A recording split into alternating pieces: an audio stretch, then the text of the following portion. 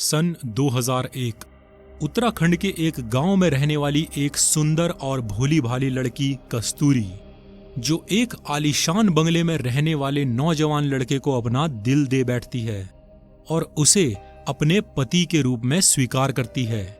मगर धीरे धीरे कस्तूरी को महसूस होता है कि जिस लड़के से मिलने वो रोज उसके बंगले पर जाती है वो कोई इंसान नहीं बल्कि एक प्रेत है। क्या कस्तूरी खुद को उस प्रेमी प्रेत से बचा पाती है? और हाँ, एमिली को भूल तो नहीं गए? कहीं इस बार वो और भी खतरनाक रूप में वापस तो नहीं आ रही? जानिए रोमांटिक हॉरर की original Hindi story series demons love में। भारत में उत्तराखंड की अपनी एक अलग ही पहचान है, अपना एक अलग ही महत्व है। इसीलिए तो उत्तराखंड को देवभूमि यानी लैंड ऑफ गॉड्स कहा जाता है। दिल्ली से उत्तराखंड जाने पर कोई लगभग 8 घंटे के सफर के बाद आप पहुंचेंगे देवप्रयाग। देवप्रयाग जहां भागीरथी और अलकनंदा नदी का संगम होता है और फिर अलकनंदा और भागीरथी के इस संगम पर ये दोनों नदियां मिलकर मां गंगा नदी कहलाती है। देवप्रयाग से लगभग और 2 घंटे आगे चलने पर आता है रुद्रप्रयाग, जहां पर अलकनंदा और मंदाकिनी नदी का संगम है। फिर रुद्रप्रयाग से लगभग और 5 घंटे के सफर के बाद आप पहुंचते हैं कोलम। कोलम कभी पहाड़ के किनारे बसा एक छोटा सा गांव हुआ करता था। यूं तो आज कोलम का उस स्थान पर कोई नामो निशान नहीं है, मगर आप अगर इसे आज उत्तराखंड के नक्शे पर देखना चाहें तो ये जगह किसी जमाने में ITI दौला के पास का ही एक गांव हुआ करता था। कोलम गांव में कुल मिलाकर कोई 60 से 70 परिवार रहा करते थे। मतलब गांव की आबादी कोई 250 से 300 लोगों की थी। उत्तराखंड के और बहुत सारे गांवों की तरह ही कोलम के लोग भी अपनी रोजमर्रा के खाने पीने की सारी जरूरतें खुद ही पूरी कर लिया करते थे। वहां के लोग पहाड़ में ही सीढ़ी नुमा खेती किया करते थे, घरों के आंगन में ही फल और सब्जियां उगाया करते और सब परिवारों की अपनी खुद की गायें, भैंसें और बकरियां हुआ करती थी। और अपनी बाकी दूसरी जरूरतों के लिए वहां के लोग आसपास ही कोई छोटी मोटी नौकरी या काम धंधा कर लिया करते थे, या फिर इसके अलावा पैसा कमाने और काम धंधे की तलाश में शहर चले जाया करते थे। चलिए अब समय में पीछे चलते हैं, आज से 23 साल पहले। सन 2001 कोलम, उत्तराखंड। कोलम गांव के एक परिवार में 4 सदस्य रहते हैं। सबसे बड़ी बेटी कस्तूरी, जिसने अभी अभी अपने स्कूल की पढ़ाई पूरी करी है। कस्तूरी चंचल, सीधी साधी, शर्मीली और दिखने में बेहद ही खूबसूरत लड़की है। कस्तूरी के 2 छोटे भाई जो अभी भी स्कूल में पढ़ते हैं, और कस्तूरी की मां जिनका सारा समय घर के काम, खेती बाड़ी और पशुओं की देखभाल में निकलता है। कस्तूरी के पिता अब इस दुनिया में नहीं है। वो किसी जमाने में बस ड्राइवर हुआ करते थे और एक दिन एक दुर्घटना में उनकी बस खाई में गिर गई, जिसमें उन्होंने अपनी जान गंवा दी। खाने पीने की सारी जरूरतें तो आराम से पूरी हो जाती हैं, मगर बाकी जरूरतों के लिए कस्तूरी के परिवार को कस्तूरी के चाचा पर निर्भर रहना पड़ता है। यूं तो कस्तूरी के चाचा उनकी हर तरह से मदद करना चाहते हैं, लेकिन आखिर उनका अपना खुद का भी तो एक परिवार है। कस्तूरी के चाचा की गांव के किनारे वाली सड़क पर परचूने की एक दुकान है। दुकान से जितनी भी आमदनी होती उससे वो पहले अपने परिवार की जरूरतें पूरी करते और उसके बाद कस्तूरी के परिवार की। कस्तूरी के चाचा ने धीरे धीरे करके अपने मकान को पक्का बनवा लिया है, जबकि कस्तूरी का परिवार अभी भी कच्चे घर में रहता है। जीवन में कस्तूरी के बस 2 ही सपने हैं। पहला कि वो अपने दोनों भाइयों को खूब पढ़ाना लिखाना चाहती है। कस्तूरी इस बात को बखूबी समझती है कि अपने परिवार की आर्थिक समस्याओं को हमेशा हमेशा और जड़ से खत्म करने के लिए उसके दोनों भाइयों का अच्छे से पढ़ना लिखना बहुत जरूरी है। और कस्तूरी का दूसरा सपना है कि वो किसी तरह से अपने कच्चे मकान को पक्का बनवा दे। दूसरी तरफ इन दोनों सपनों के साथ ही कस्तूरी की मां का एक सपना और भी है, कस्तूरी की शादी का। मगर कहीं ना कहीं कस्तूरी और उसकी मां दोनों ही ये बात समझते हैं कि जब तक कस्तूरी के दोनों भाई अच्छे से पढ़ लिख नहीं जाते, उनके परिवार की आर्थिक हालात को सुधारने की जिम्मेदारी कस्तूरी पर है। भले ही वो इस बारे में कभी आपस में बोलते नहीं। स्कूल की पढ़ाई खत्म करने के बाद कस्तूरी ने नौकरी की तलाश शुरू कर दी और उसे अपनी एक सहेली की बड़ी बहन के बारे में पता चला, जो कि दिल्ली के एक अखबार में नौकरी करती है।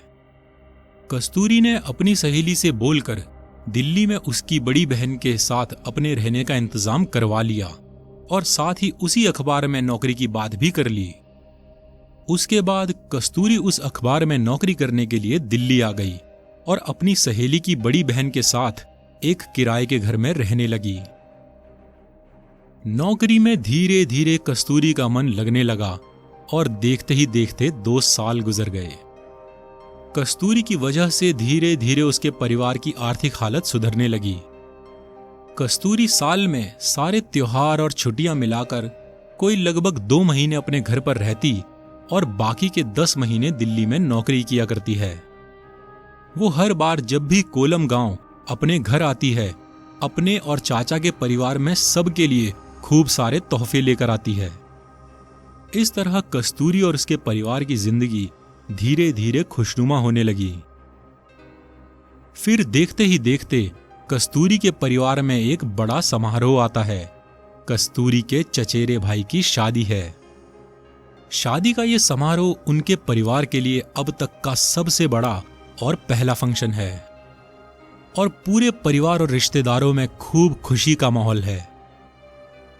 कस्तूरी के भाई की शादी वाले दिन बारात को जिस गांव जाना है, वो गांव कोलम से कोई लगभग 6 घंटे की दूरी पर है और चाचा ने बारात के लिए 2 बसों का इंतजाम कर रखा है। शादी के दिन दोपहर से पहले ही दोनों बसें बारात को लेकर दुल्हन के गांव के लिए रवाना हो गई। बस में सब लोग शादी के गीत गा रहे हैं और ढोल बाजे वालों ने भी पूरा माहौल बांध रखा है। यही कोई 3-4 घंटे के सफर के बाद बस को बीच में एक सुनसान रास्ते पर रोक दिया जाता है। सबसे कहा जाता है कि उतरकर अपनी कमर हाथ पैर सीधे कर लो और अगर किसी को टॉयलेट वगैरह जाना है तो वो भी चले जाओ। ये सुनकर काफी सारे लोग बस से नीचे उतर जाते हैं। कस्तूरी को भी टॉयलेट जाना था तो वो भी बस से नीचे उतरी और जंगल के अंदर की तरफ जाने लगी।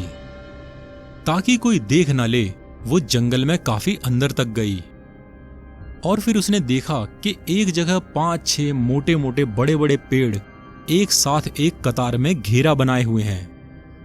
कस्तूरी को वो जगह बिल्कुल ठीक लगी और उसने उन्हीं पेड़ों की आड़ में छिपकर टॉयलेट किया।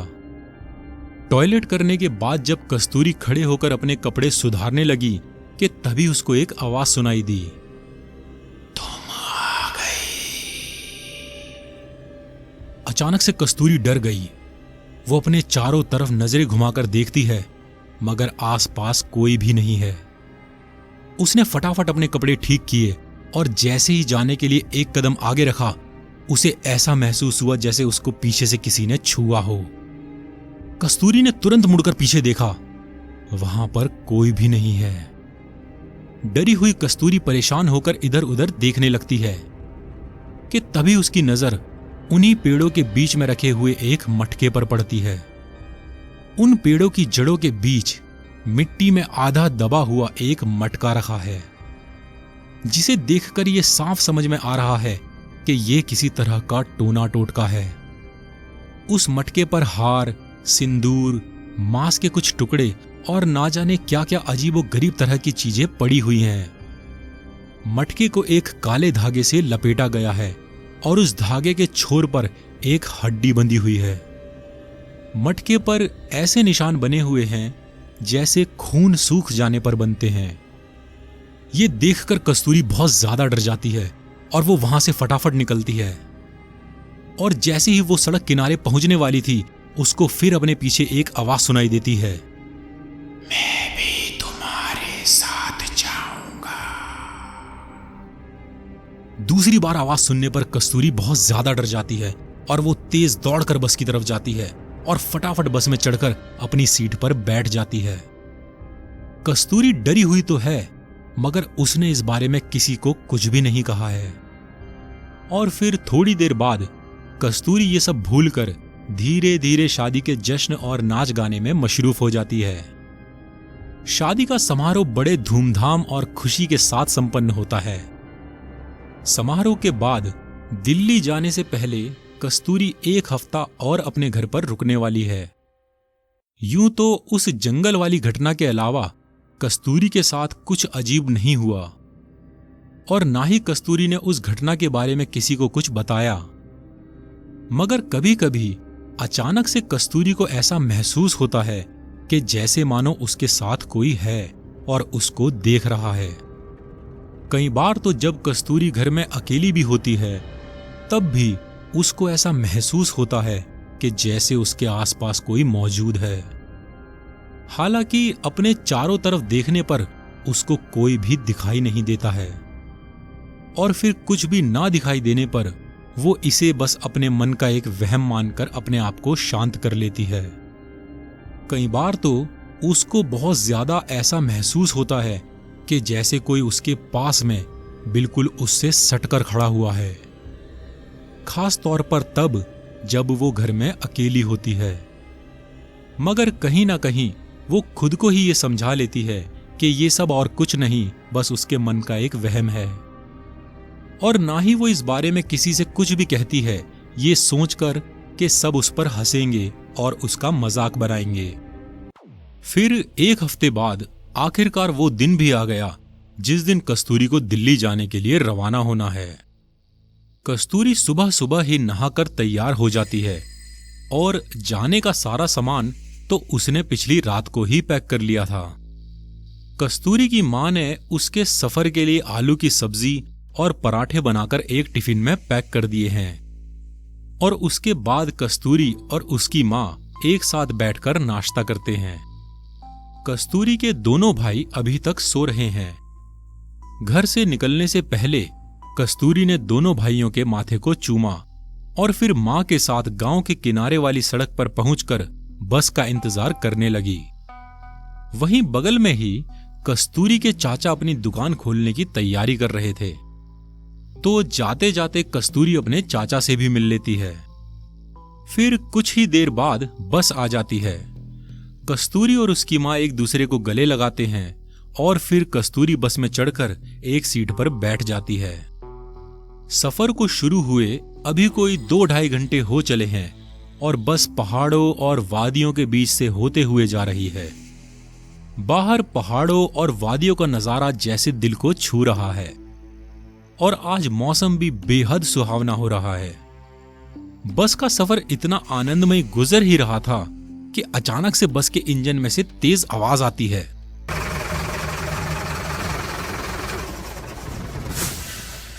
और इंजन में से सफेद रंग का धुआं तेजी से निकलने लगता है। इंजन में से तेज खर खर की आवाज आती है और बस थोड़े झटके मारने के बाद वहीं बंद हो जाती है।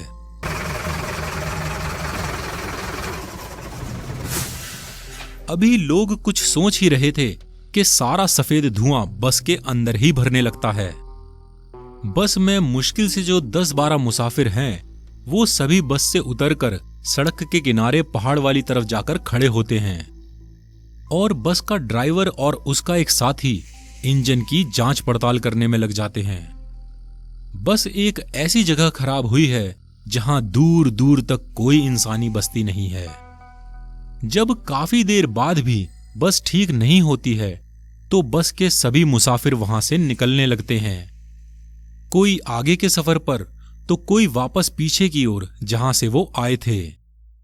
कुछ एक आध लोगों ने कस्तूरी को भी अपने साथ चलने के लिए कहा, मगर कस्तूरी ने उन्हें मना कर दिया इस उम्मीद में कि बस जल्दी ही ठीक हो जाएगी और उसका टाइम से दिल्ली पहुंचना जरूरी है। ऐसे ही कुछ घंटे बीत जाते हैं। कस्तूरी हर थोड़ी थोड़ी देर बाद जाकर बस ड्राइवर से पूछती है कि बस ठीक होने में और कितना समय लगेगा, मगर बस ड्राइवर ठीक से कुछ भी नहीं बता पा रहा है। बस की खराबी ड्राइवर की समझ में आ ही नहीं रही है, बल्कि ड्राइवर ने कस्तूरी को बताया कि वो हर रोज सफर पर चलने से पहले बस की पूरी जांच करते हैं और आज सुबह भी उन्होंने सफर पर निकलने से पहले बस की अच्छे से जांच करी थी। मगर उसे ये पता लग ही नहीं पा रहा है कि अचानक से बस में ये कैसी खराबी आई है। काफी देर के बाद बस ड्राइवर ने खुद ही कस्तूरी से कह दिया कि इंजन में क्या खराबी है ठीक से पता नहीं चल पा रहा है, तो इसीलिए पक्का नहीं है कि बस आज ठीक हो भी पाएगी या फिर कल सुबह मैकेनिक के आने तक का इंतजार करना होगा। अब तक कस्तूरी को वहां खड़े 5 घंटे हो चुके हैं और थोड़ी देर बाद दिन ढलने लगेगा। अब क्या किया जाए और क्या नहीं, कस्तूरी खड़े खड़े ये सब सोच ही रही थी कि अचानक से सारे में काले घने बादल घिराते हैं। पहाड़ों में मौसम पलक झपकते ही बदलता है और देखते ही देखते तेज हवाओं के साथ सारे में जोरदार बारिश होने लगती है। बारिश का पानी पहाड़ से होता हुआ सड़क के ऊपर से बहने लगता है। कस्तूरी जाकर बस में बैठने की सोचती है, मगर अब तक बस के अंदर जले हुए रबर जैसी गंदी बदबू रम चुकी है। कस्तूरी अपने आसपास थोड़ी नजर दौड़ाती है तो उसको कोई 50 कदम की दूरी पर एक बड़ा बरगद का पेड़ नजर आता है, जिसके नीचे अभी भी बिल्कुल सूखा है। कस्तूरी दौड़ती हुई जाती है और उस बरगद के पेड़ के नीचे खड़ी हो जाती है। अब तक कस्तूरी का मन घबराने लगा है। पहाड़ों में जंगल के बीच वो इस सुनसान रास्ते पर अकेली फंस गई है। दूर दूर तक कोई भी इंसानों की बस्ती नहीं है। बस ठीक होगी भी या नहीं, इसका भी कोई भरोसा नहीं है। बस में मौजूद बाकी के सभी मुसाफिर पहले ही जा चुके हैं। थोड़ी ही देर में अंधेरा होने लगेगा और ऊपर से तेज हवाओं के साथ तूफान और बारिश हो रही है। कस्तूरी बरगद के पेड़ के नीचे परेशान खड़ी हुई तूफान के रुकने का इंतजार कर ही रही है कि अचानक उसको ऐसा महसूस होता है कि जैसे उससे थोड़ी दूरी पर उसके पीछे की तरफ कोई खड़ा है।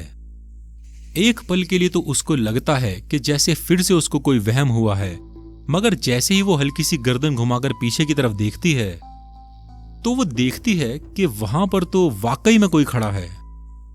बस हल्की सी एक झलक दिखने के बाद कस्तूरी फिर अपने सामने की ओर देखने लगती है। कस्तूरी ने उसकी शक्ल तो नहीं देखी, मगर ये मालूम होता है कि काली पैंट और कमीज पहने कोई नौजवान लड़का खड़ा है। कस्तूरी ने सोचा कि शायद ये भी उसी बस में रहा होगा जिसमें वो यहां आई है और बस के खराब होने पर यहां इस पेड़ के नीचे आकर खड़ा हो गया है। खैर जो भी है, कम से कम किसी के साथ होने से अब कस्तूरी की घबराहट थोड़ी सी कम हो गई है। अब इससे पहले कि जंगल के अंदर तूफान में फंसे ही रात हो जाए, कस्तूरी वहां से निकलने का कोई तरीका सोच ही रही है कि अचानक से उसको पीछे से खड़े उस लड़के की आवाज सुनाई दी। सुनिए। कस्तूरी ने जैसे ही पलटकर देखा, वो एकदम हैरान रह गई। इतना खूबसूरत, हैंडसम और जवान लड़का उसने पहले कभी नहीं देखा। लंबा कद, चौड़े कंधे, गेहूं रंग, काले घने बाल, वो मानो जैसे फिल्मों का कोई हीरो लग रहा है। और सबसे ज्यादा मनमोहक और जादुई हैं उसकी आंखें। उसकी आंखें ऐसी हैं कि अगर वो पत्थर को भी देखे तो उसमें भी जान डाल दे। मानो जो कोई भी उसकी आंखों में एक बार देख ले, वो मंत्रमुग्ध होकर उसका दीवाना हो जाए। उसकी आंखों की चमक ही कुछ ऐसी है जिनमें देखकर कस्तूरी अपने होश खो बैठी है और मानो वो उसी पल उसके प्यार में दीवानी हो गई है। कस्तूरी किसी तरह से खुद को संभाले हुए उसकी आंखों में देखे जा रही है कि तभी उस लड़के ने कहा, मैं यहां अपने एक रिश्तेदार को लेने आया था, मगर इतनी बारिश हो रही है, लगता है अब वो नहीं आएंगे। मेरा घर यहीं पास ही में है और इस बारिश को देखकर लगता नहीं कि ये तूफान जल्दी ही थमने वाला है। आप मेरे साथ मेरे घर चलिए और बारिश रुकने के बाद हम यहां आकर देख लेंगे कि बस ठीक हुई है या नहीं। इतना बोलते ही उस लड़के ने कस्तूरी से हाथ मिलाने के लिए अपना एक हाथ आगे बढ़ाया, और जैसे ही कस्तूरी ने उस लड़के से हाथ मिलाया, वो बोला, मेरा नाम त्रिलोक है, और तुम्हारा? कस्तूरी ने भी त्रिलोक को अपना नाम बताया, और तभी त्रिलोक ने अपने दूसरे हाथ में पकड़ी हुई छतरी को खोला और कस्तूरी को अपने साथ छतरी के नीचे ले लिया। फिर वो दोनों बातें करते हुए सड़क पर पीछे की ओर चलने लगे। तूफान और बारिश इतनी तेज है कि वो दोनों एक दूसरे को थाम कर चल रहे हैं। बातें करते हुए कुछ देर चलने के बाद त्रिलोक अपने बाईं तरफ घने जंगल की ओर मुड़ने लगा। कस्तूरी ने कहा कि अरे ये कहां जा रहे हो, ये तो जंगल है। त्रिलोक बोला, घबराओ नहीं, मेरा घर यहीं पर है, बस उन पेड़ों के पीछे। और उसने थोड़ी ही दूर पर कुछ पेड़ों की तरफ इशारा किया। जैसे ही कस्तूरी उन पेड़ों के पास पहुंचती है, सामने का नजारा देखकर वो एकदम दंग रह जाती है। उन पेड़ों के बीच से होता हुआ एक रास्ता बिल्कुल सीधा सामने की ओर जा रहा है, और कोई 100 कदम की दूरी के बाद एक बहुत ही बड़ा और आलीशान बंगला दिखाई देता है। कस्तूरी ने अपनी जिंदगी में इतना बड़ा, खूबसूरत और आलीशान बंगला पहले कभी नहीं देखा। उसे मानो अपनी आंखों पर विश्वास ही नहीं हो रहा है कि इन पहाड़ों में, इस घने जंगल के बीच इतना आलीशान बंगला भी हो सकता है। चलते हुए त्रिलोक और कस्तूरी जब बंगले के पास पहुंचते हैं, तो कस्तूरी ने देखा कि बंगले के मेन गेट के दोनों तरफ 2 आदमी खड़े होकर पहरा दे रहे हैं। जब कस्तूरी थोड़ा और नजदीक पहुंचती है, तो वो देखती है कि ये दोनों ही आदमी बहुत काले रंग के हैं। उनका रंग इतना ज्यादा काला है कि अंधेरा भी उन्हें देखकर डर से भाग खड़ा हो। त्रिलोक को आता देख उन दोनों में से एक आदमी तुरंत ही बंगले का गेट खोल देता है।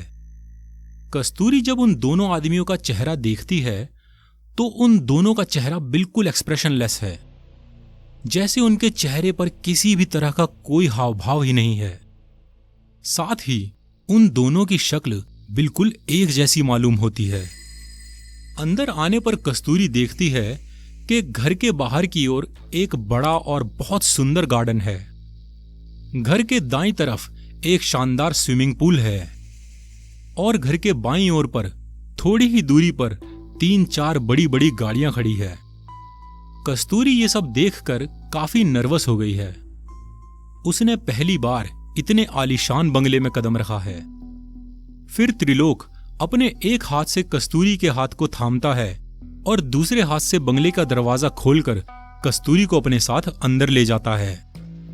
अंदर आने के बाद त्रिलोक कस्तूरी का हाथ छोड़कर बिना कुछ बोले ही एक कमरे की ओर चला जाता है, और कस्तूरी धीरे धीरे दीवार पर लगी हुई पेंटिंग्स को देखने लगती है। कुछ ही देर में त्रिलोक वापस आता है। उसके हाथ में कुछ कपड़े हैं। वो कस्तूरी को कुछ सूखे कपड़े देकर बाथरूम की तरफ इशारा करते हुए उसे कपड़े बदल लेने के लिए कहता है।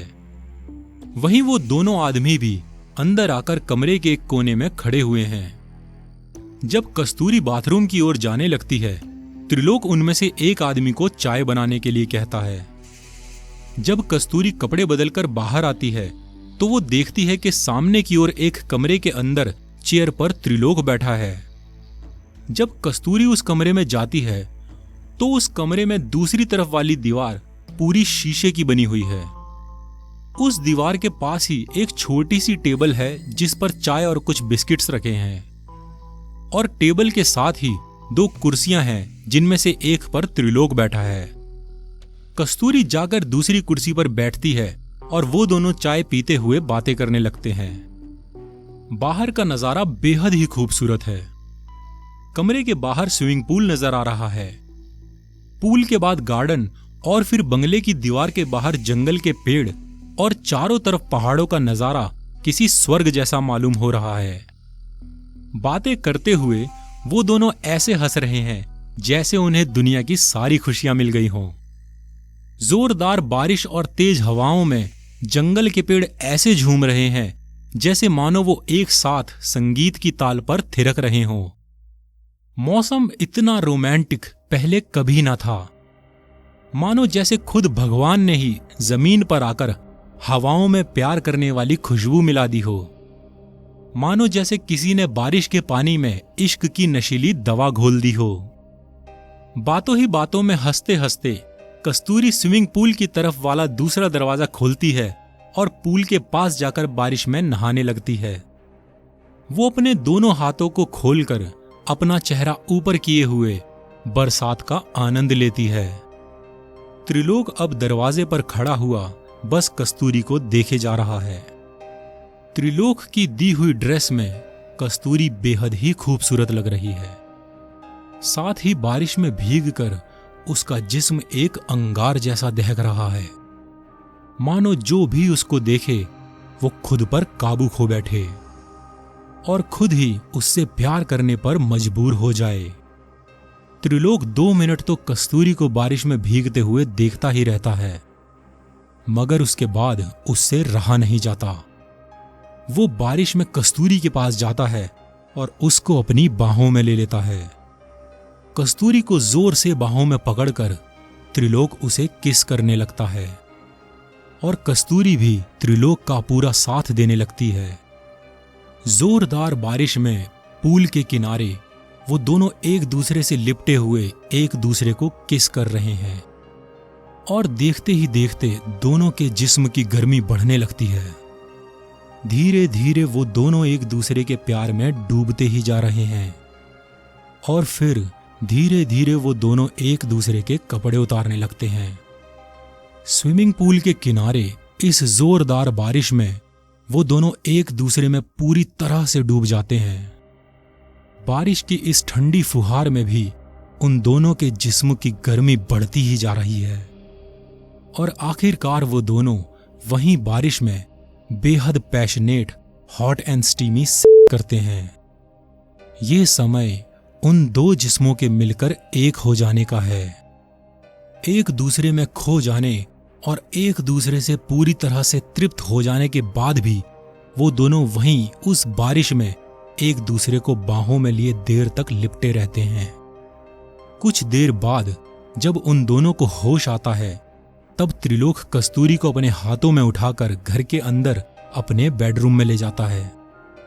बेडरूम में त्रिलोक कस्तूरी को अपने बेड पर लेटाकर उसको चूमना शुरू कर देता है।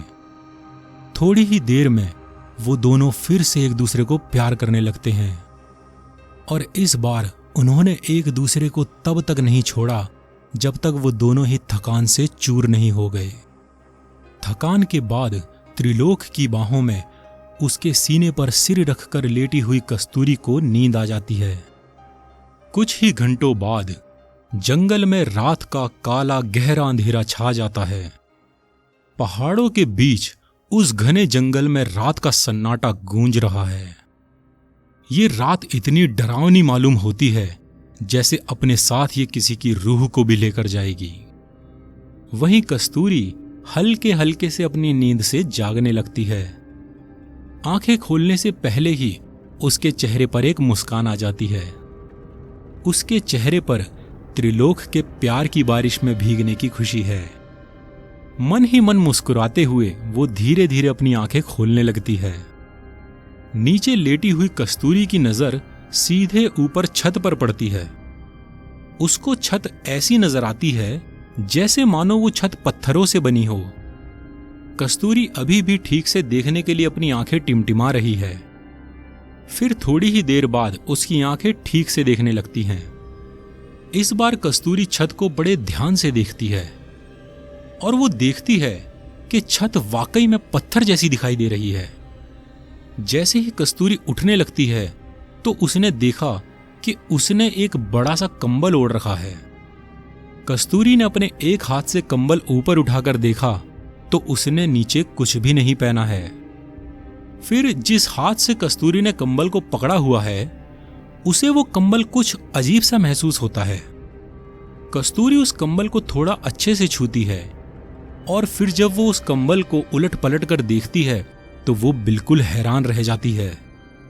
ये कंबल तो किसी जानवर की खाल जैसा लग रहा है। कंबल की एक तरफ घने काले बाल हैं और दूसरी तरफ कच्ची चमड़ी नजर आ रही है, जिसमें अंदर की तरफ हल्की हल्की बालों की जड़ें भी दिख रही हैं। फिर पक्का करने के लिए कस्तूरी ने जैसे ही उस कंबल को सूंघा, उस चमड़ी में से जानवर की वसा की गंध आ रही है। उन बालों को देखकर कस्तूरी को यह समझने में देर नहीं लगा कि यह किसी भालू की खाल है। अभी तो कस्तूरी का दिमाग ठीक से नींद से जागा भी नहीं कि जैसे ही वो अपने आसपास देखती है, उसके होश उड़ जाते हैं। वो देखती है कि वो अकेली एक गुफा के अंदर लेटी हुई है। एक पल के लिए तो वो हाथों से अपनी आंखें मसलकर फिर दोबारा देखती है। वो वाकई में एक बड़ी गुफा में बिल्कुल अकेली लेटी हुई है। कस्तूरी बहुत डर जाती है। फिर वो खड़ी होती है और गुफा की दीवार के पास से होते हुए चलने लगती है। थोड़ी ही दूर पर उसे उसका बैग पड़ा हुआ मिलता है और बैग के आसपास ही उसको वो कपड़े बिखरे हुए मिलते हैं जिनको पहनकर वो यहां आई थी। कस्तूरी को कुछ भी समझ नहीं आ रहा है। दिन में तो वो त्रिलोक के साथ उसके घर आई थी, फिर वो अचानक से इस गुफा में कैसे आ गई? कस्तूरी को कुछ समझ नहीं आ रहा और वो ये सब सोचते सोचते गुफा की एक तरफ की दीवार को हाथ से टटोलते हुए आगे बढ़ रही है। जिस तरफ से उसको गुफा में रोशनी आती दिख रही है, वो धीरे धीरे उसी तरफ बढ़ रही है। थोड़ा आगे चलने पर कस्तूरी को कहीं से बहुत गंदी बदबू आने लगती है। ऐसी बदबू जैसे गुफा में कई दिनों से कोई लाश सड़ रही हो। कस्तूरी थोड़ा और आगे बढ़ती है तो बदबू इतनी ज्यादा तेज हो जाती है जिससे कस्तूरी का मन मिचलाने लगता है। वो दोनों हाथों से अपना मुंह ही ढक लेती है, मगर ऐसा लग रहा है जैसे इस बदबू से उसका दम ही घुट जाएगा। वो किसी तरह से खुद को संभालने की कोशिश करती है, मगर उसको उबकाई आने लगती है और फिर उसका मन इतना ज्यादा खराब होता है कि उसे वहीं पर उल्टी होने लगती है। उल्टी करते हुए वो किसी तरह से खुद को संभालती है और उसके बाद फिर से आगे बढ़ने लगती है। धीरे धीरे आगे बढ़ने पर कस्तूरी को गुफा का मुहाना दिखाई देता है और गुफा के बाहर से आती हुई रोशनी को देखकर यह साफ पता लग रहा है कि ये रोशनी आग की है। कस्तूरी जब गुफा के मुहाने पर पहुंचती है तो सामने की तरफ किसी ने कुछ लकड़ियां तोड़कर उनमें आग लगा रखी है। कस्तूरी देखती है कि वो इस घने जंगल में बिल्कुल अकेली है। चारों तरफ दूर दूर तक जहां भी नजर जाती है सिर्फ पेड़ ही पेड़ नजर आ रहे हैं। वो अपने चारों तरफ दूर दूर तक अच्छे से देखती है, मगर इस आग के अलावा उसको कहीं भी कोई लाइट या रोशनी नहीं दिखाई दे रही। कस्तूरी बहुत ज्यादा डरी हुई है। कस्तूरी अभी गुफा के मुहाने पर ही खड़ी हुई है कि तभी उसे जंगल में गुफा के दाईं ओर से कुछ हलचल होती हुई महसूस होती है। वो घबराकर गुफा के अंदर की तरफ छिप जाती है और फिर उसको बहुत भारी कदमों की आवाज सुनाई देती है। वो आवाज गुफा की तरफ ही बढ़ रही है। कस्तूरी सहमी हुई बस उस आवाज को सुन ही रही थी कि अचानक से उसको ऐसी आवाज आती है जैसे कोई बड़ी सी चीज जमीन पर गिरी हो। आवाज सुनकर कस्तूरी कांप उठती है और फिर उसे हड्डियों के टूटने और मांस के चबाने की आवाज आने लगती है। कुछ ही देर में कस्तूरी हल्के से झांककर उस तरफ देखने की कोशिश करती है। थोड़ा झांककर उसे जमीन पर पड़ा हुआ एक तेंदुए का शरीर नजर आता है। अभी उसे सिर्फ तेंदुए के आगे का हिस्सा ही नजर आया है और ये साफ साफ पता चल रहा है कि कोई जानवर उस तेंदुए के शरीर को खा रहा है। कस्तूरी बहुत डरी हुई ये सोच ही रही है कि इन जंगलों में तेंदुआ ही सबसे बड़ा शिकारी है, तो फिर तेंदुए को मारकर खाने वाला जानवर कौन सा है? कस्तूरी एक बार फिर से धीरे धीरे उस ओर झांक कर देखती है, मगर इस बार वो उस जानवर को देखना चाहती है जो उस तेंदुए के शरीर को खा रहा है। इस बार झांक कर वो देखती है कि वहां पर तेंदुए की बॉडी को खा रहा वो जीव बहुत ही अजीब सा है। उसका चेहरा तो नहीं दिख रहा क्योंकि उसने अपने मुंह को तेंदुए के पेट के अंदर घुसेड़ रखा है, मगर उस जीव की शारीरिक बनावट एक बहुत बड़े लंगूर जैसी है। उसने अपने एक हाथ से तेंदुए का मुंह पकड़ रखा है और दूसरे हाथ को उसके कूल्हों पर रखकर अपना मुंह उसके पेट में घुसेड़कर अंदर का मांस चबा रहा है। यूं तो उस जीव की बनावट एक लंगूर जैसी है, मगर उसका आकार किसी लंगूर से 50 गुना बड़ा है। उसके पंजे इतने बड़े हैं कि उसने एक ही हाथ से तेंदुए का पूरा मुंह ढक रखा है, और जैसे अपना मुंह नीचे की ओर तेंदुए के पेट में घुसेड़े वो मांस खा रहा है, पीछे से उसकी लंबी पूंछ ऊपर हवा में कोई 20 फीट तक लहरा रही है, और हड्डियों के चटकने और टूटने की आवाज से ही उसके जबड़ों की ताकत का अंदाजा लग रहा है। कस्तूरी छिपकर उस जानवर को देख ही रही थी कि अचानक से उसको अपने बिल्कुल पास में ही किसी जीव के होने का एहसास होता है। डर से कस्तूरी की चीख ही निकल जाती, मगर किसी तरह से उसने अपनी आवाज को अपने गले में दबा लिया, और जब उसने अपने पीछे मुड़कर देखा तो जैसे उसकी सांसें ही रुक गई। उसके सामने एक खतरनाक लक्कड़बग्घा खड़ा है। उनके बीच की दूरी बस इतनी है जिसे वो लक्कड़बग्घा एक ही छलांग में पार कर ले। कस्तूरी का नरम नरम जिस्म देखकर उस लक्कड़बग्घे के मुंह से लार टपक रही है। कस्तूरी अब बस अपनी मौत का इंतजार कर ही रही है कि वो देखती है कि वहां एक नहीं 2 लक्कड़बग्घे हैं। थोड़ी सी ही दूर अंधेरे में एक लक्कड़बग्घा और खड़ा है। कस्तूरी उनके हमला करने का इंतजार कर ही रही है, लेकिन वो दोनों लक्कड़बग्घे सिर्फ उसको घूर रहे हैं। थोड़ी देर में कस्तूरी देखती है कि ये लक्कड़बग्घे बहुत काले रंग के हैं, इतना ज्यादा काले कि अंधेरे में खड़े उस एक लक्कड़बग्घे को देख पाना लगभग नामुमकिन सा है। वो दोनों लक्कड़बग्घे काले प्रेत जैसे नजर आ रहे हैं। जब कस्तूरी ने देखा कि ये दोनों उस पर हमला नहीं कर रहे हैं, तो वो तेजी से गुफा के अंदर जाने लगती है जहां पर वो नींद से जागी थी। जैसे ही कस्तूरी उस जगह पहुंचती है जहां से उसे गुफा का मुहाना दिखाई देने लगा था, उसको अपने पीछे से आवाज आती है, क्या हुआ तुम दोनों को? आवाज सुनाई देते ही जैसे ही कस्तूरी ने पीछे मुड़कर देखा, उसे गुफा के बाहर खड़े हुए उस जीव का शरीर नजर आता है। लेकिन उसका चेहरा अभी भी नहीं दिखा, क्योंकि उसका शरीर इतना बड़ा है कि गुफा की छत उसके कंधे तक ही आ रही है। वो जीव उन दोनों लक्कड़बग्घों से बोल रहा था कि तभी उनमें से एक लक्कड़बग्घा गुफा के अंदर कस्तूरी की ओर इशारा करता है, और ये देखते ही कस्तूरी के पसीने छूटने लगते हैं। और फिर तभी वो जीव नीचे झुककर गुफा के अंदर की ओर देखता है। जैसे ही कस्तूरी की नजर उसके बेहद भयानक चेहरे पर पड़ती है, और वो उसकी रूह कपकपा देने वाली लाल चमकदार आंखों में देखती है, डर के मारे उसका दिमाग काम करना बंद करने लगता है। उसकी सुध-बुध खो जाती है। वो अपने शरीर पर काबू खो बैठती है। उसका सिर चकराने लगता है और वो बेहोश होकर वहीं जमीन पर गिर पड़ती है। अगली सुबह जब कस्तूरी की आंखें खुली तो वो खुद को त्रिलोक के बेड पर लेटी हुई पाती है। वो अपने दोनों पैर नीचे लटकाकर वहीं थोड़ी देर बेड के किनारे पर बैठ जाती है। कस्तूरी ने कुछ भी नहीं पहना है। वो बेड पर पड़े कंबल को उठाकर लपेट लेती है। उसे अपने सिर में हल्का हल्का सा दर्द महसूस होता है। इस कंबल को लपेटते हुए कस्तूरी को रात वाला कंबल याद आता है। खिड़की के पर्दे से होती हुई सुबह की हल्की हल्की धूप कमरे के अंदर आ रही है। कस्तूरी वहीं बैठी हुई कमरे में आती हुई धूप को देख रही है, और साथ साथ उसके दिमाग में रात वाली सारी घटनाएं घूम रही हैं। फिर कस्तूरी कंबल को लपेटे हुए ही खड़ी होती है और खिड़की के पर्दे से बाहर देखती है।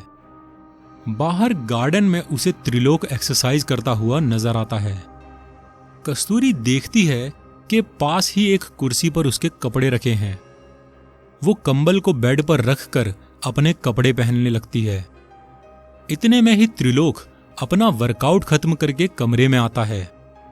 अरे नींद खुल गई तुम्हारी? इतना कहते ही वो कस्तूरी को किस करता है और उसे कहता है, गुड मॉर्निंग जान। कस्तूरी उसको गुड मॉर्निंग कहती है।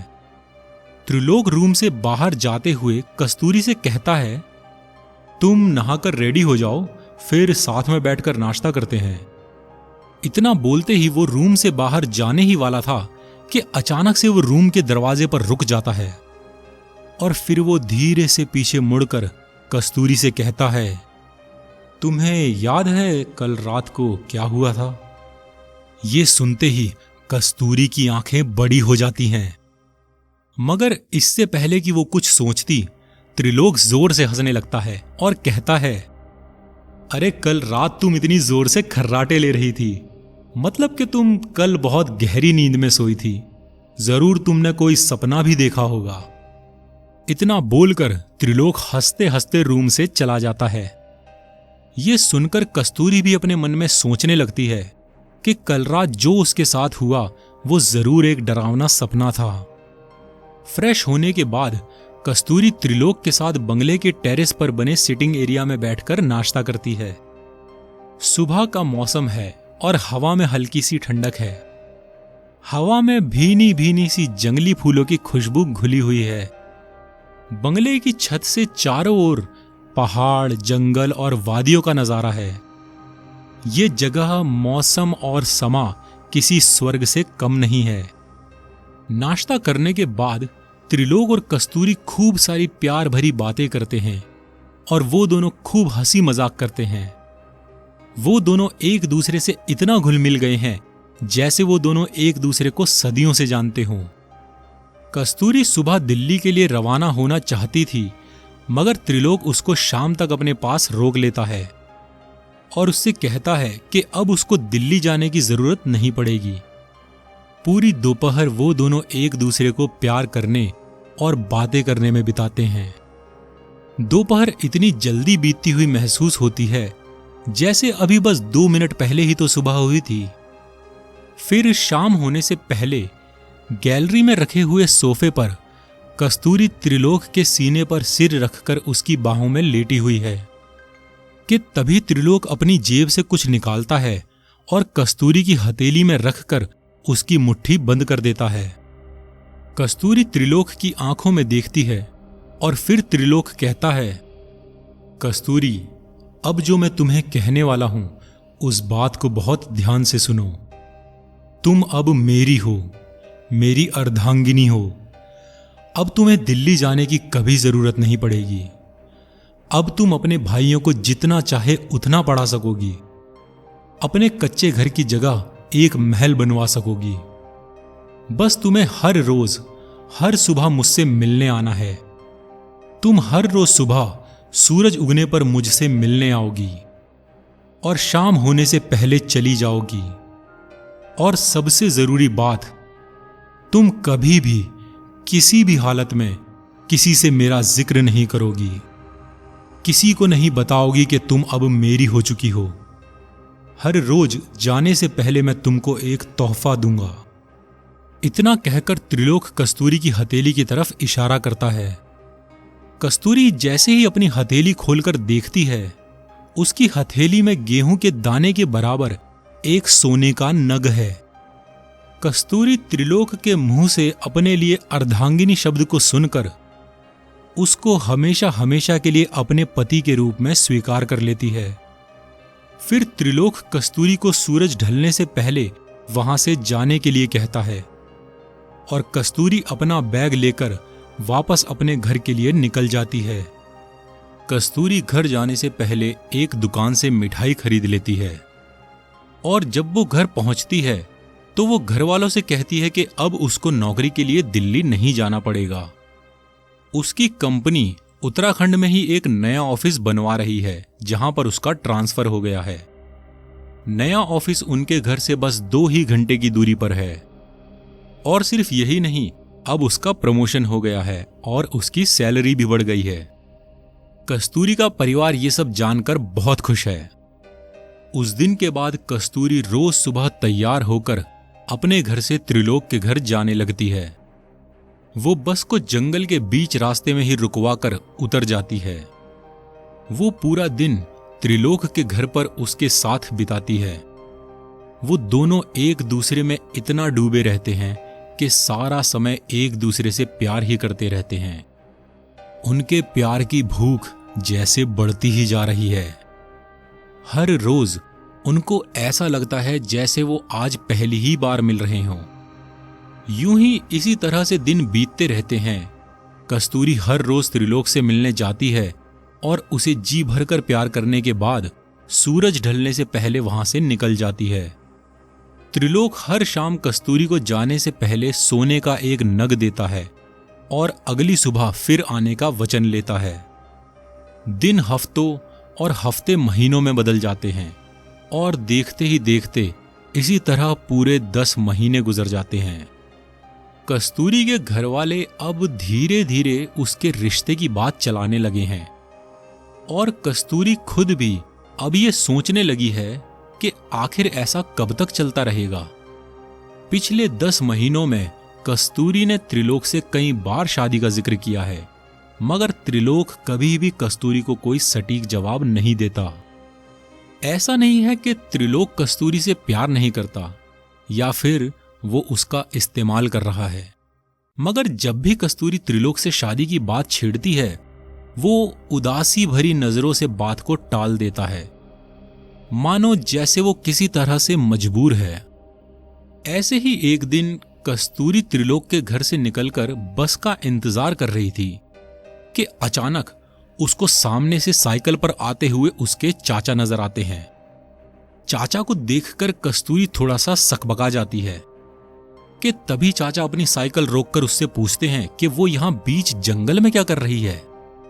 कस्तूरी को जब कुछ समझ नहीं आता तो वो कहती है कि आज ऑफिस से उनकी जल्दी छुट्टी हो गई और फिर वो यहां अपनी एक सहेली को उसके घर छोड़ने आई थी। उसकी सहेली का घर यहीं पास ही में है। ये सुनकर कस्तूरी के चाचा हैरानी से कस्तूरी की तरफ देखते हुए कुछ सोचने लगते हैं। फिर थोड़ा सोचने के बाद वो कस्तूरी से पूछते हैं कि वो इस सहेली को कितने दिनों से जानती है, जिस पर कस्तूरी कहती है कि वो उससे आज ही मिली है, उसने आज ही ऑफिस ज्वाइन किया है। ये सुनते ही कस्तूरी के चाचा उसको डांटने लगते हैं और कहते हैं कि वो बिल्कुल पागल नासमझ है। इस जगह दूर दूर तक कोई इंसान कदम रखने से भी डरता है। यहां पर किसी का घर नहीं बल्कि यहां पर गुफाएं हैं, गुफाएं, ऐसी गुफाएं जिनमें जिन्न, भूत और परेत बसेरा करते हैं।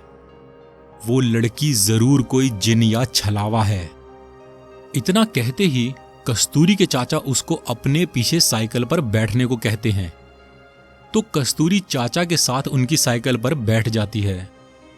फिर चाचा ने कस्तूरी से कहा कि इससे पहले सूरज ढले हमें यहां से तुरंत निकलना है और खबरदार अगर फिर दोबारा वो कभी इस जगह के आसपास भी आई तो, या फिर उस लड़की से मिली तो। इतना कहकर कस्तूरी के चाचा तेजी से साइकिल चलाते हुए घर की ओर चल पड़ते हैं। साइकिल पर पीछे बैठी हुई कस्तूरी के दिमाग में अब चाचा की कही हुई बातें घूमे जा रही हैं। चाचा ने कहा कि यहां पर जिन्न, भूत और परेतों की गुफाएं हैं। ये सुनकर कस्तूरी को अपना वो गुफा वाला सपना याद आने लगा जिस दिन वो पहली बार त्रिलोक से मिली थी। चाचा ने ये भी कहा कि सूरज ढलने से पहले हमें यहां से निकलना चाहिए। त्रिलोक भी कस्तूरी को हर रोज सूरज ढलने से पहले ही भेज देता है और जिस दिन कस्तूरी को वो गुफा वाला सपना आया था, बस वही एक ऐसा दिन था जिस दिन कस्तूरी सूरज ढलने के बाद भी वहां पर थी। कस्तूरी को अब ऐसा शक हो रहा है कि उस दिन जो उसने सपना देखा वो सपना ना होकर हकीकत तो नहीं है। उस रात कस्तूरी खाना नहीं खाती है और उसे पूरी रात नींद भी नहीं आती है। वो बस पूरी रात अपने बिस्तर पर लेटी हुई ये सब कुछ सोचती रहती है। कस्तूरी के दिमाग में तरह तरह के ख्याल आ रहे हैं, मगर कहीं ना कहीं त्रिलोक के लिए उसका प्यार उसे ये सब मानने से इनकार कर रहा है। फिर कस्तूरी खुद ही सच्चाई से पर्दा उठाने का फैसला करती है और अगले दिन वो सूरज ढलने के बाद वहीं जंगल में छिपने का विचार बनाती है। अगले दिन जब कस्तूरी त्रिलोक से मिलने जाती है और फिर शाम होने पर जब वो उसके घर से निकलती है तो वो सड़क से थोड़ी दूरी पर ही जंगल में रुककर सूरज ढलने का इंतजार करती है। लगभग 1 घंटे के अंदर अंधेरा हो जाता है और जंगल में रात का सन्नाटा गूंजने लगता है। अंधेरा होने पर कस्तूरी फिर दोबारा धीरे धीरे त्रिलोक के घर की ओर बढ़ने लगती है। जंगल के बीच उस अंधेरी रात में उसको बहुत डर लग रहा है। जंगली जानवरों का भी डर है, लेकिन अंधेरी रात में इन घने पेड़ों के बीच से होते हुए जाना किसी डरावने सपने के सच होने जैसा है। काफी देर आगे बढ़ने के बाद भी कस्तूरी को त्रिलोक का बंगला कहीं नजर नहीं आ रहा। अंदाजे से जितनी दूरी पर त्रिलोक के बंगले को होना चाहिए, कस्तूरी उससे बहुत आगे तक आ जाती है, मगर उसे त्रिलोक का बंगला कहीं नहीं दिखाई दे रहा। कस्तूरी को लगता है कि शायद अंधेरा होने की वजह से जंगल में वो रास्ता भटक गई है, तो फिर वो जंगल में इधर उधर अलग अलग दिशाओं में जाकर ढूंढने लगती है। थोड़ी देर बाद सब तरफ ढूंढने के बाद भी त्रिलोक का आलीशान बंगला तो छोड़ो, उसे कोई छोटी सी झोपड़ी भी नहीं दिख रही। हर तरफ जहां भी नजर जाती है, सारे में सिर्फ जंगल और घना अंधेरा फैला हुआ है। कस्तूरी की घबराहट तब और बढ़ जाती है जब ना ही तो उसे त्रिलोक के बंगले का कोई नामो निशान मिलता है, बल्कि अब वो जंगल के बीच में है और सड़क तक जाने का रास्ता भी भटक चुकी है। कस्तूरी अंधेरे में इधर उधर जाकर सड़क का रास्ता खोजने लगती है कि तभी उसे जंगल में वो गुफा नजर आती है, जिस गुफा में उस रात उसने खुद को सोते हुए पाया था। गुफा को देखकर कस्तूरी को धक्का सा लगता है। गुफा को देखकर उसे समझ आता है कि उस रात उसने जो कुछ भी देखा वो कोई सपना नहीं था। गुफा को देखकर उसे समझ आता है कि ये गुफा ही त्रिलोक का घर है, जो दिन के वक्त एक आलीशान बंगले में बदल जाती है। कस्तूरी पर मानो जैसे दुखों का पहाड़ टूट पड़ा। त्रिलोक के लिए उसकी चाहत, उसकी मोहब्बत उसे बिखरती हुई नजर आ रही है।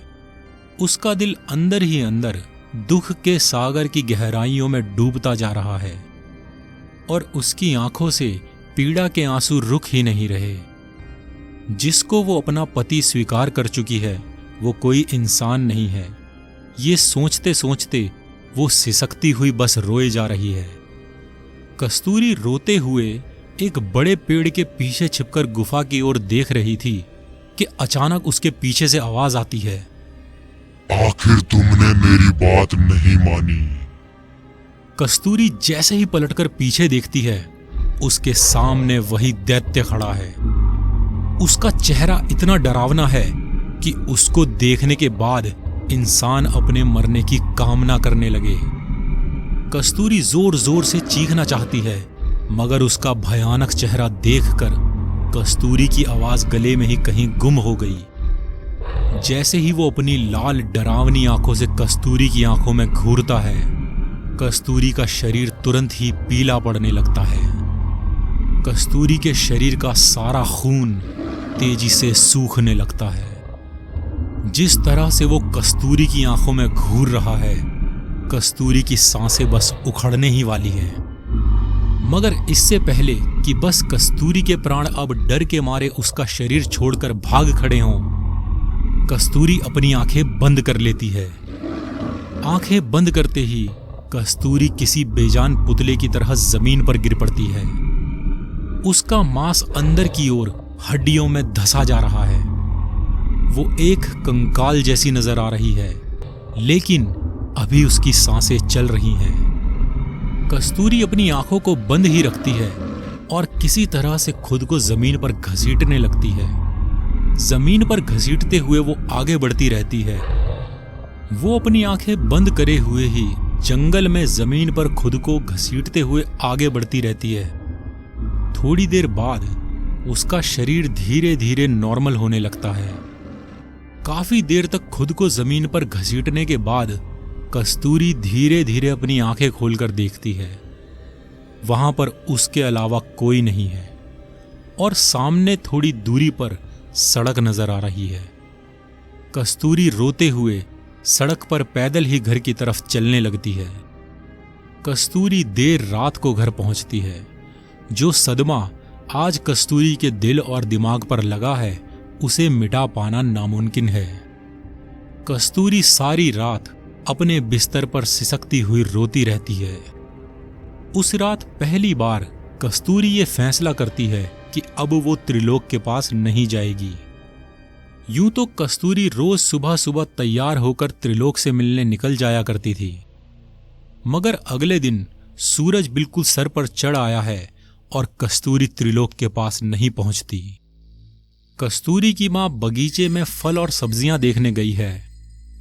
दोनों भाई स्कूल गए हैं और कस्तूरी दोपहर का खाना बनाने की तैयारी कर रही है कि तभी उसके घर के दरवाजे पर दस्तक होती है। कस्तूरी चौंक जाती है और फिर जब वो दरवाजा खोलती है, उसके सामने वही दोनों काले आदमी खड़े हैं जो त्रिलोक के साथ हमेशा उसके घर पर रहते हैं। कस्तूरी देखती है कि गली मोहल्ले के सारे कुत्ते उन दोनों आदमियों को देखकर लगातार जोर जोर से भौंके जा रहे हैं। ये देखकर कस्तूरी को ये समझने में देरी नहीं लगती कि ये दोनों वही काले लक्कड़बग्गे हैं जिनको उस रात उसने गुफा के बाहर देखा था। कस्तूरी उन दोनों को वहां से जाने को कहती है, मगर उन दोनों ने कस्तूरी को बताया कि अगर वो उनके साथ त्रिलोक के पास नहीं गई तो आज रात त्रिलोक खुद उसे लेने यहां आएगा, और अगर त्रिलोक यहां आया तो उसके परिवार के साथ साथ गांव के सारे लोगों का मरना निश्चित है, और अगर ऐसा हुआ तो उनकी मौत की जिम्मेदार खुद कस्तूरी होगी। कस्तूरी त्रिलोक के जिस रूप को देख चुकी है वो ये बहुत अच्छे से जानती है कि अगर त्रिलोक यहां आया तो यहां पर कोई जिंदा नहीं बचेगा। अपने परिवार के बारे में सोचकर कस्तूरी की आंखों में आंसू आ जाते हैं और फिर वो अंदर जाकर अपनी चुन्नी उठाती है और उन दोनों आदमियों के साथ त्रिलोक के घर की तरफ निकल पड़ती है। त्रिलोक अपने घर पर कस्तूरी का बेसब्री से इंतजार कर रहा था। कस्तूरी जैसे ही त्रिलोक के घर पर पहुंचती है, त्रिलोक कस्तूरी को अपने सीने से लगा लेता है। इस वक्त तक कस्तूरी को त्रिलोक से बिल्कुल डर नहीं लग रहा है। त्रिलोक कस्तूरी के माथे को चूमकर उसे कहता है, तुम्हें पता है ना मैं तुमसे कितना प्यार करता हूं। ये कहकर त्रिलोक फिर से कस्तूरी को अपने सीने से लगा लेता है। ये सुनकर कस्तूरी की आंखें भर आती हैं और वो त्रिलोक से कहती है कि प्यार तो वो भी उससे बहुत करती है, मगर आखिर ऐसा कब तक चलेगा। साथ वो दोनों रह नहीं सकते और दूर वो उसे जाने नहीं देता। तभी त्रिलोक बदली हुई आवाज में बोलता है, मैं ये सब नहीं जानता, मगर जिस दिन तुम मेरे पास नहीं आई मैं कोलम गांव के लोगों की जिंदा चमड़ी खींच लूंगा। कस्तूरी जैसे ही त्रिलोक का चेहरा देखती है, उसकी आंखें बदली हुई हैं, और फिर जैसे ही त्रिलोक कस्तूरी की ओर देखता है, उसका गुस्सा शांत हो जाता है। अब कस्तूरी को त्रिलोक से कोई डर नहीं लग रहा है, बल्कि अब तो वो त्रिलोक को और भी अच्छे से समझने लगी है, उसे और प्यार करने लगी है। इसके बाद सब कुछ फिर पहले जैसा चलने लगता है।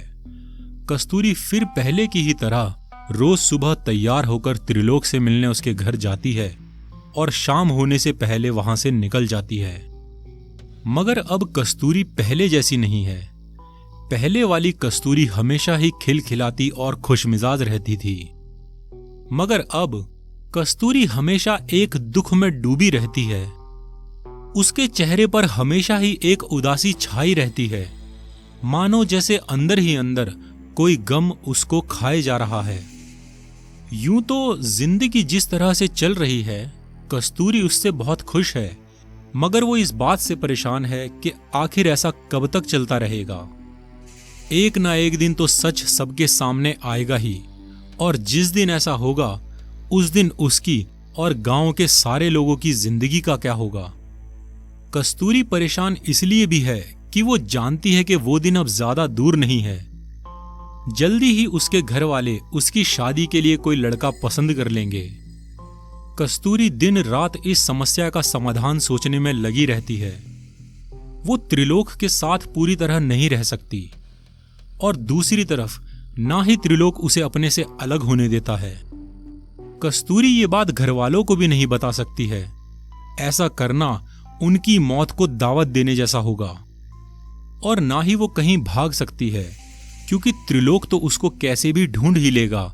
लेकिन अगर वो भागी तो त्रिलोक उसके परिवार और गांव के तमाम लोगों को मार देगा। ये सब बातें सोच सोच कर कस्तूरी हमेशा ही बहुत परेशान रहती है और अब उसकी मां उसकी उदासी को नोटिस करने लगी है। कस्तूरी की मां कस्तूरी से बहुत बार उसकी परेशानी की वजह जानने की कोशिश करती है कि आखिर क्यों हर वक्त वो इतनी उदास रहती है। हंसना तो जैसे वो भूल ही चुकी है। आखिर ऐसा कौन सा गम है, ऐसा कौन सा दुख है जो उसे अंदर ही अंदर खाए जा रहा है। मां के 1000 बार पूछने पर भी कस्तूरी हमेशा ही मां की बात को टाल दिया करती है। फिर एक दिन जब कस्तूरी सुबह सुबह त्रिलोक के घर जाने के लिए निकलती है, तब पीछे से उसकी मां कस्तूरी के सामान की तलाशी लेने का विचार बनाती है, इस उम्मीद में कि शायद कस्तूरी के सामान में से उसे कोई ऐसा सुराग मिले जिससे पता लगे कि आखिर क्यों कस्तूरी हमेशा ही इतना परेशान रहती है। फिर दोपहर का खाना खाने के बाद कस्तूरी की मां उसके सामान की तलाशी लेती है और तब उनको कस्तूरी के सामान में से एक डिब्बा मिलता है जिसमें सोने के नग भरे हुए हैं। इतना सारा सोना देखकर कस्तूरी की मां घबरा जाती है। इतना सारा सोना उन्होंने पहले कभी नहीं देखा।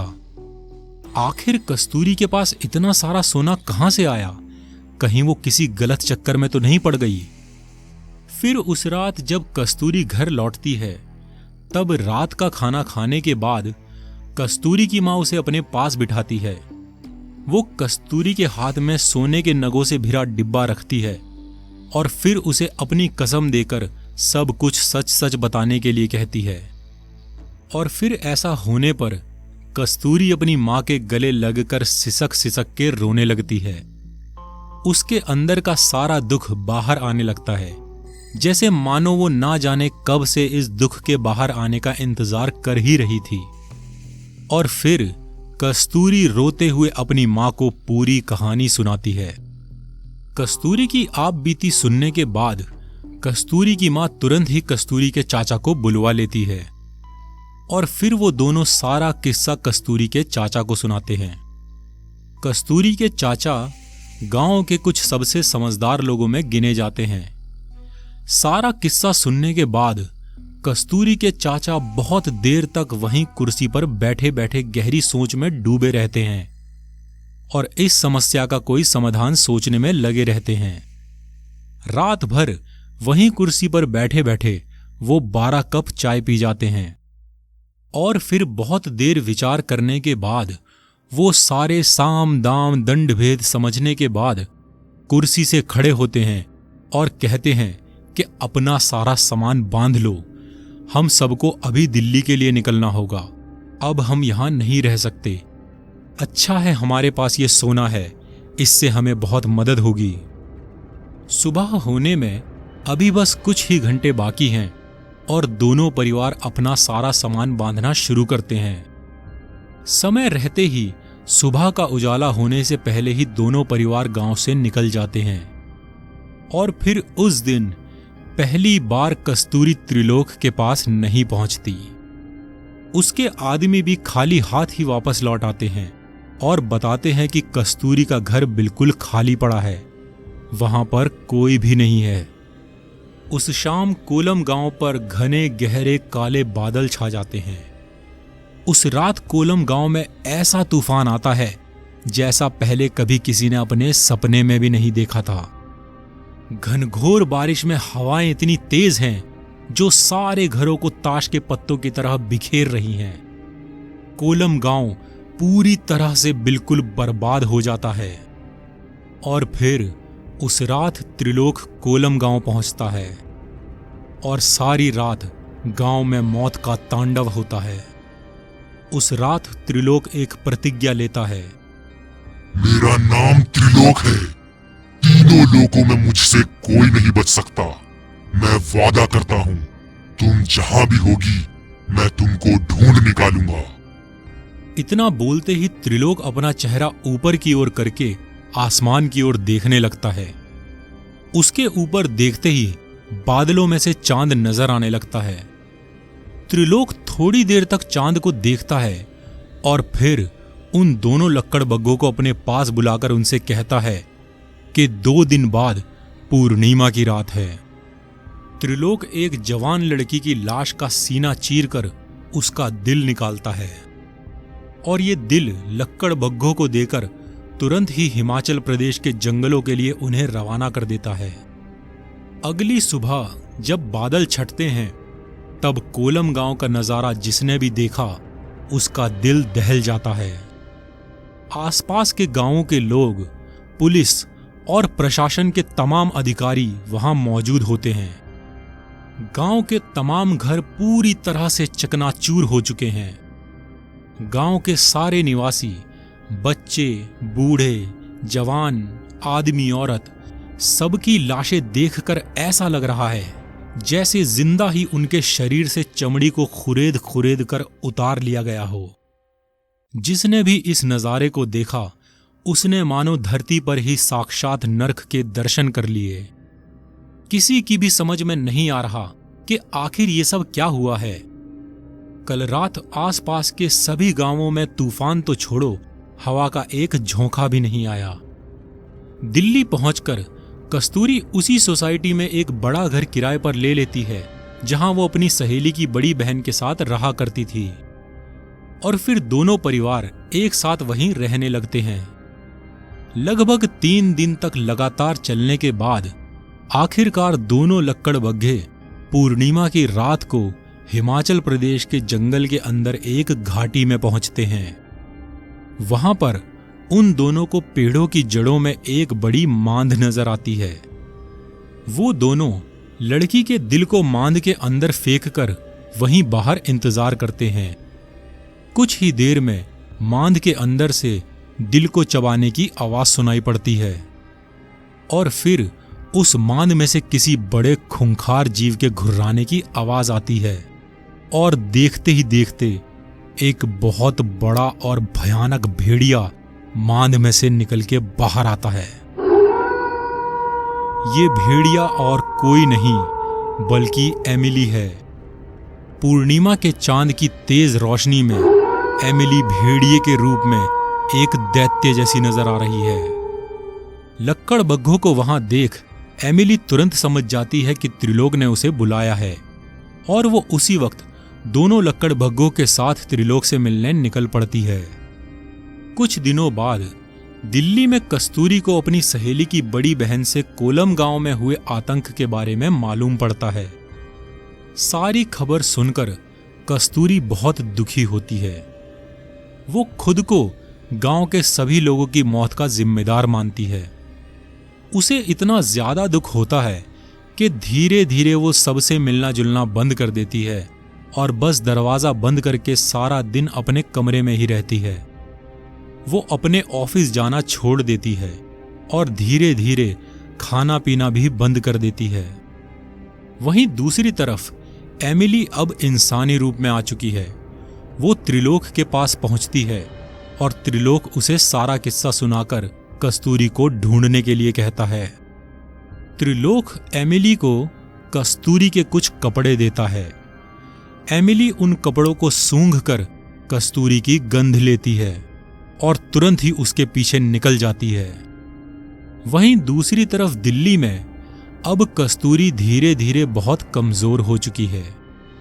वो कोलम के लोगों की मौत का गिल्ट बर्दाश्त नहीं कर पाती और एक सुबह जब उसके घर वाले उसको नाश्ता देने के लिए उसके कमरे में जाते हैं तो वो देखते हैं कि कस्तूरी का शरीर बिस्तर पर बिल्कुल बेजान पड़ा है। कस्तूरी ने अपने प्राण छोड़ दिए। कस्तूरी के अंतिम संस्कार वाले दिन एमिली वहां पहुंच जाती है और कस्तूरी को मरा हुआ देखकर वो त्रिलोक के पास जाकर उसे कस्तूरी के मरने की खबर सुनाती है। कस्तूरी की मौत की खबर सुनकर त्रिलोक दुख से चिंघाड़ते हुए अपने दोनों हाथ जोर से जमीन पर पटकता है। उसके हाथों के प्रहार से पूरे उत्तर भारत में भूकंप के झटके महसूस होते हैं। मगर त्रिलोक तीनों लोकों में राज करता है। उसे पता है अब कस्तूरी का नया जन्म हो चुका है और उसे अपनी प्रतिज्ञा पूरी करनी है। कस्तूरी की मौत को आज कोई 20 साल बीत चुके हैं। त्रिलोक आज भी कस्तूरी का इंतजार कर रहा है और आज 20 साल बाद अपने नए जन्म में कस्तूरी की उम्र ठीक उतनी ही है जिस उम्र में कस्तूरी की मुलाकात त्रिलोक से हुई थी। यानी इस जन्म में जल्दी ही कस्तूरी की जिंदगी में त्रिलोक फिर से आने वाला है, या शायद पहले ही आ चुका है। जरा नजरें घुमाकर देखो, कहीं कस्तूरी या त्रिलोक तुम्हारे आसपास ही तो नहीं। दोस्तों, कहानी सुनने के लिए आपका बहुत बहुत बहुत धन्यवाद। कमेंट्स में अपना फीडबैक जरूर दीजिएगा। कहानी में आपको क्या अच्छा लगा और क्या अच्छा नहीं लगा जरूर बताइएगा, ताकि आगे आने वाली कहानियों को आप ही की पसंद के हिसाब से बनाया जा सके। और हां, अगर कहानी अच्छी लगी है तो अपने किसी दोस्त को भी शेयर कर देना। चलिए मैं अब चलता हूं। अब आपसे मुलाकात होगी रोमांटिक हॉरर यूनिवर्स की अगली कहानी में। पर फिलहाल तो इस कहानी के कमेंट सेक्शंस में आ जाइए, मिलकर बातें करते हैं। मुझे अब इजाजत दीजिए और अपना बहुत ख्याल रखिए। धन्यवाद।